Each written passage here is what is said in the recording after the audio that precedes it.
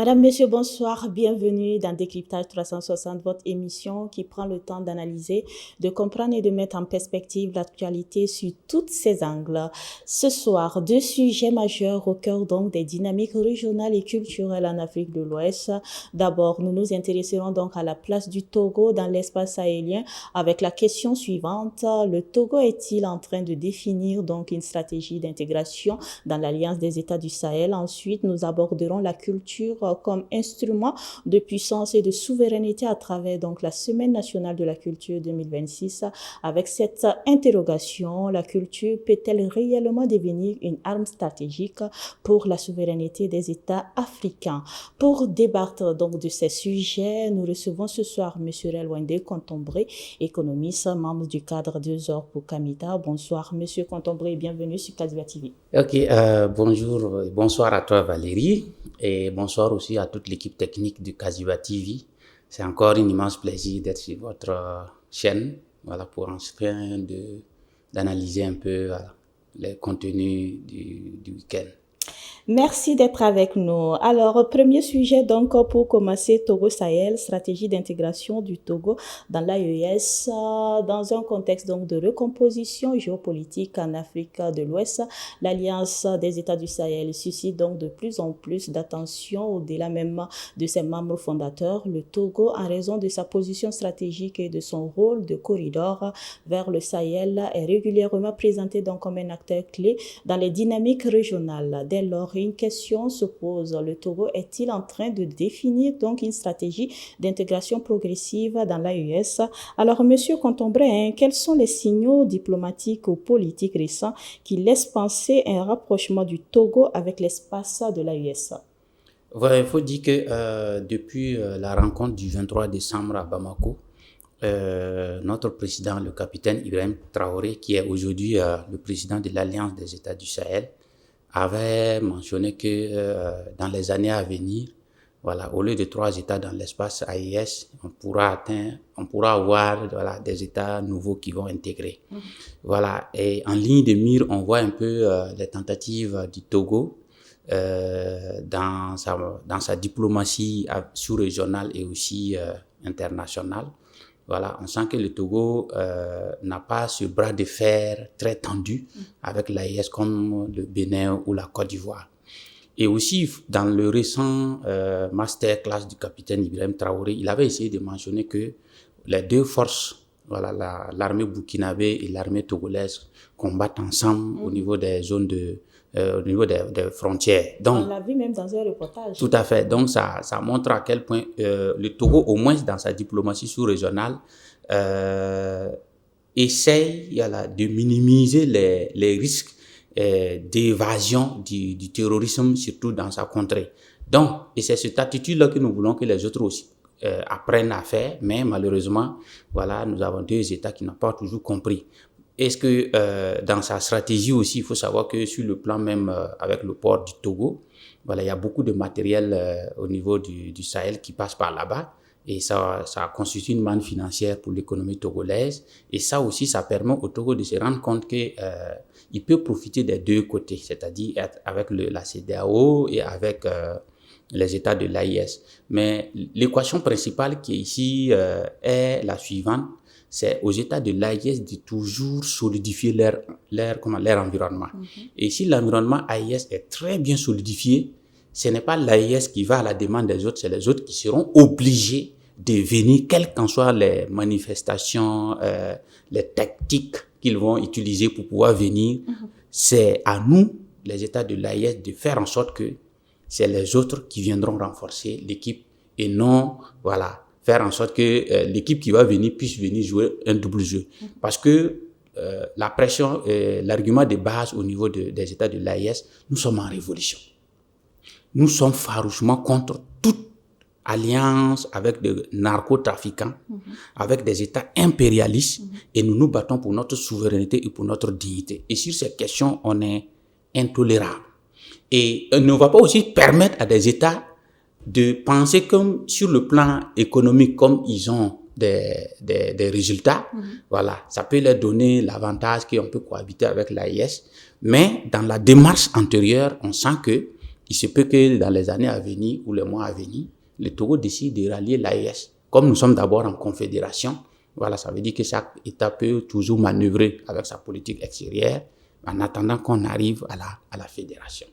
Alors, en écoutant votre argumentaire, peut-on dire que le Togo peut-il être considéré donc comme un point stratégique entre les pays côtiers et les États du Sahel? Il faut savoir qu'au niveau des pays côtiers, chacun se bat pour avoir l'enchantement de l'AES. Okay. Le Ghana, de son côté, joue avec le Burkina, le Togo aussi à son niveau. La Côte d'Ivoire a tenté de supprimer, comment on appelle ça, 25 ans de droits de douane qu'on délivrait. Tout ça, ce sont des techniques que les pays côtiers utilisent dans l'optique de nous permettre d'utiliser les ports. Parce que tant qu'on n'utilise pas ton port, quelle qu'en soit la joliesse, ça ne produit pas. Voilà. Et hier, on nous avait fait comprendre que c'est parce qu'ils ont les ports qui sont grands, tout en sachant que c'était nous qui alimentons les ports. Et le résultat est là aujourd'hui. L'avantage que le Togo a est que le Togo a toujours défendu la position de l'AES depuis les crises, depuis les sanctions de la CEDEAO. Le Togo est resté à sa position. Et ça qui fait qu'aujourd'hui, le Togo est vraiment vu comme un partenaire stratégique, surtout pour les États de l'AES, voilà, de par son comportement sous-régional qu'il admet.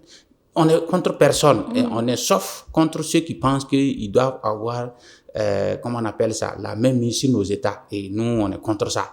Voilà, tout pays qui collabore avec les États de l'AES, nous, on n'a pas de souci par rapport à ça. Maintenant, si c'est la diplomatie togolaise qui décide d'être État membre de l'AES, voilà, l'AES va voir si c'est possible ou pas. Voilà. Alors, vous l'avez tantôt mentionné, mais quel intérêt, j'insiste sur cette question, quel intérêt économique, sécuritaire ou géopolitique le Togo pourrait-il donc tirer d'une coopération renforcée avec les pays de l'AES? Vous imaginez si le Togo ne joue pas franc jeu avec les États de l'AES, le terrorisme peut rentrer au Togo. C'est clair. Alors, imagine si le nord du Togo est envahi, mais économiquement, vous êtes foutus. Nous, on perd, aujourd'hui, on est obligé de cotiser. C'est parce que nous sommes dans une grande crise sécuritaire et qu'il faut retrouver l'intégralité du territoire. Donc, sur la question sécuritaire, c'est non négociable. Le Togo a l'obligation, parce que le ministre même des Affaires étrangères togolais, il le répète, voilà, nous sommes obligés, voilà, de nous mettre ensemble pour combattre ce fléau, parce que si on s'assoit en pensant que c'est les États de l'AES seulement, nous risquons de fausser l'analyse. Et sur ce point, voilà, le Togo est vent debout dans l'optique d'éradiquer ce terrorisme-là. Le deuxième aspect est que le Togo a un espace, un corridor à travers son port qui est bénéfique. Ils savent que les matériels des États de l'AES peuvent passer par là-bas. Donc, stratégiquement, et ils vont gagner. Les États aussi de l'AES gagnent. Et ça fait en sorte qu'au niveau économique, ça prospère. Maintenant, est-ce qu'il y a l'impact de ce manne financier sur la vie des Togolais? Ça, c'est une autre équation qui peut être résolue entre les Togolais eux-mêmes. Voilà, ça, on appelle la politique intérieure. Et troisièmement, il faut savoir qu'au niveau de la diplomatie extérieure, une fois que le Togo, avec les États de l'AES, constitue un bouclier dans la lutte contre le terrorisme, ça montre à quel point les États de l'AES ne sont pas des États fermés. On est ouvert avec tous nos voisins. Et ensuite, au niveau international, vous allez vous rendre compte que voilà, les critiques sur les États de l'AES vont commencer à baisser parce que quand ils regardent autour, voilà, tout le monde s'attend et unanime qu'il faut qu'on se mette ensemble pour booster. Et c'était même l'avis, ce que les États de l'AES voulaient de la CEDEAO. Mais malheureusement, bon, on a des hommes d'État qui n'ont pas encore compris les enjeux. Alors, dernière question donc pour refermer ce sujet. Ce rapprochement potentiel pourrait-il modifier donc l'équilibre des alliances régionales déjà existantes en Afrique de l'Ouest? Oui, les alliances régionales sont déjà déséquilibrées parce qu'avec l'avènement de l'AES, il y a beaucoup de cartes qui ne peuvent plus être jouées comme hier. Et aujourd'hui, avec la politique extérieure du Togo, voilà, ça montre qu'il y a un glissement, voilà, petit à petit. Ouais, il y a une reconnaissance de l'entité AES comme une entité géopolitique à part entière qu'il faut tenir compte maintenant dans les relations. Vous avez vu récemment que le président de l'Union africaine était obligé de venir et il était ébahi par ce qui se passe. C'est pour dire que pour critiquer l'AES, il faut venir dans l'AES. La bataille que nous menons, c'est une bataille même pour toute l'Afrique parce que vous ne pouvez pas développer votre zone tant que vous n'avez pas la sécurité en main. C'est une évidence. Et aussi le Togo, à ce niveau aussi, a l'obligation, parce que nous partageons les mêmes frontières, donc il sera obligé de se mettre dans la danse. Pourvu que, au niveau des autorités togolaises, nous puissions avoir une élite politique qui fasse en sorte que l'économie puisse avoir un effet sur le social pour que les frustrations des Togolais, parce que c'est le même combat, hein, voilà, les frustrations des Togolais. Les peuples togolais sont des peuples qui sont des peuples déjà dans l'AES. Okay. C'est au niveau des dirigeants politiques togolaises que nous voudrions que plus ils avancent dans le temps avec les bouleversements internationaux, voilà, ils se rendent compte que mais aujourd'hui les cartes sont blanches. Voilà, on peut rejoindre nos amis de l'AIS et faire le combat ensemble parce que nous voulons une entité solide pour pouvoir discuter avec le reste du monde. Merci beaucoup pour ces précisions. Nous allons à présent donc aborder notre deuxième sujet qui touche à un domaine tout aussi stratégique, mais souvent sous-estimé donc dans les dynamiques de souveraineté, la culture. À travers donc la Semaine nationale de la culture 2026, le Burkina Faso met en lumière ses richesses identitaires, mais aussi une réflexion plus large donc sur le rôle de la culture dans la construction d'un projet de société et d'une puissance nationale. Dès lors, une question centrale se pose: la culture peut-elle devenir donc un véritable levier de souveraineté et de puissance pour les États africains? Alors, Monsieur Kountobre, en quoi la Semaine nationale de la culture 2026 s'inscrit-elle dans une dynamique de reconquête identitaire et souverainiste? Ouais, il faut savoir que la Semaine nationale de la culture, depuis sa création aujourd'hui, a pour objectif de valoriser la culture burkinabé dans toutes ses facettes, non seulement à travers la musique, la danse, les contes, comment on appelle ça, les mythes, et ainsi de suite. Ça montre à quel point nous devrons être au cœur de cette dynamique, parce que si on n'a pas comment on appelle, des événements culturels comme ça, voilà, qui vont permettre à nos artistes de se mettre dans un mouvement de répétition permanent pour que, avec l'influence extérieure, nous puissions créer l'équilibre, sinon nous risquons d'être absorbés. Et avec l'avènement comment on appelle ça, de la Semaine nationale de la culture, ça présente la vraie image du Burkina, la spécificité du Burkina Faso, l'identité du Burkina Faso à travers la composition ethnoculturelle, comment on appelle ça, les populations, les communautés burkinabées. Chaque groupe ethnique a par rapport à sa langue, à sa manière de voir, par rapport comment on appelle ça, à ses danses, à ses mythes, à son regard. Et tout ça mis ensemble est une force redoutable pour nous, pour exprimer, pour dire que le Burkina Faso, faisant partie des Conseils des Nations, voici sa spécificité dans le monde. Voici sa manière de regarder. Voici sa façon de faire. Voici. Et quand on rentre à l'intérieur, on peut la voir et on peut la mettre. Et quand vous faites la jonction de toutes ces communautés ethnoculturelles réparties au Burkina Faso, vous allez vous rendre compte qu'en réalité, c'est une seule culture, mais diversifiée à travers des manières de faire. Et c'est la colonne vertébrale. Et c'est pourquoi Cheikh Anta Diop parlait de l'unité culturelle africaine. Même au-delà même du Burkina Faso, nous avons tout le même corpus. Et pour le comprendre, c'est la façon dont nous regardons. Et c'est ça, la SNC veut exprimer petit à petit dans toutes les... Quand vous regardez, quand les Africains dansent, ils font cercle, non? Est-ce que c'est une seule communauté qui danse en faisant cercle? C'est toutes les communautés. Le Warba, c'est la même chose, c'est le cercle, c'est la spirale, c'est la même chose. Voilà. Donc, il faut encore mettre de la pression et faire en sorte que derrière la Semaine nationale de la culture, on met une industrie culturelle. Parce que tout est culturel. Tout ce que vous touchez est culturel. Et qui Zerbo le parlait. Alors, vous avez tantôt parlé d'industries. Les industries culturelles africaines sont-elles aujourd'hui suffisamment structurées pour porter ce rôle stratégique? Pour que les industries culturelles africaines, il faut que les Africains même s'approprient d'abord c'est quoi la culture. Oui, il faut d'abord détecter ça pour savoir comment on parle. La culture, comme Kizerbo le définit dans Regard sur la société africaine, il dit que c'est un ensemble d'outils, d'idées, de valeurs, de techniques qu'un peuple mobilise afin de pouvoir modifier son environnement et vivre en fonction des lois. Et quand vous dites la culture burkinabé, quel est le rapport du burkinabé à la nourriture? Quel est le rapport du burkinabé à la vie? Quel est le rapport du burkinabé par rapport à la forêt? C'est quoi le rapport du burkinabé par rapport à tous ces éléments-là? C'est culturel. Pour un exemple, quelqu'un qui rentre dans un restaurant chinois, net, s'il l'observe, il va savoir que tout est culturel. Pourquoi les micros sont comme ça? C'est culturel. Pourquoi les bidons sont cylindriques? Pourquoi on ne le fait pas ça circulaire? Tout ça, ce sont des éléments culturels. Et l'industrie culturelle doit s'appuyer sur ça pour que quand un outil sort, quand on regarde l'outil, on sait que c'est un élément culturel. Ça vient d'ici. Est-ce que vous voyez? C'est un peu ça. On peut faire, comment on appelle ça? Comment on appelle ça? La façon de construire, l'architecture, c'est culturel, c'est expressif. Et pour pouvoir déployer tout ça, mais il faut d'abord maîtriser tous ces éléments. Alors que nous, on est encore à l'étape de, comment on appelle ça? Le combat entre le monde extérieur qui vient pour étouffer. Parce que c'est une bataille de civilisation. Hein. Exactement. Voilà. Donc, alors, comment la culture peut-elle donc devenir un levier concret de souveraineté politique et économique pour les États africains? Oui, elle commence d'abord par la langue. Parce que la culture, le catalyseur de la culture, c'est la langue. Ok. Si vous n'avez pas une langue pour vous exprimer, vous êtes à terre. Hein. D'accord. Voilà. Voilà pourquoi la bataille pour pouvoir maîtriser nos langues et faire en sorte que nous puissions les mettre au devant, ça va nous protéger. Okay. Et je prends un exemple.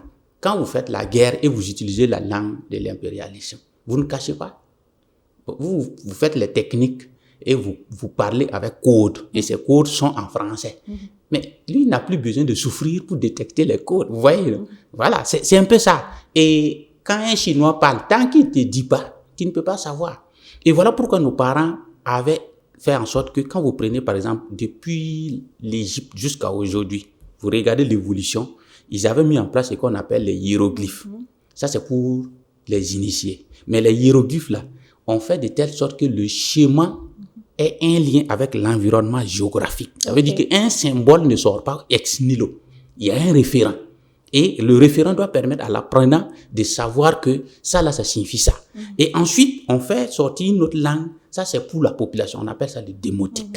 Donc, vous voyez, nous, aujourd'hui, nous avons assez. C'est vrai que le Burkina Faso a pu faire sortir 12 langues qui sont aujourd'hui des langues nationales. C'est une grande avancée. Alors, on est pris par le temps. Hein. Donc, dernière question donc, pour refermer donc, les portes de notre émission. Hein. Peut-on parler d'une véritable diplomatie culturelle du Burkina Faso et de l'espace AES à travers donc, les événements comme la SNC? Tout à fait, parce que ça permet à nos étrangers qui vont venir de savoir que l'AES est aussi une identité. Voilà, l'AES est un ensemble de peuples qui ne vit pas hors sol, qui a une souche, qui a une identité, qui a une histoire, qui a une mémoire, qui l'exprime à travers les arts, la musique, la danse, l'écriture, tout ça.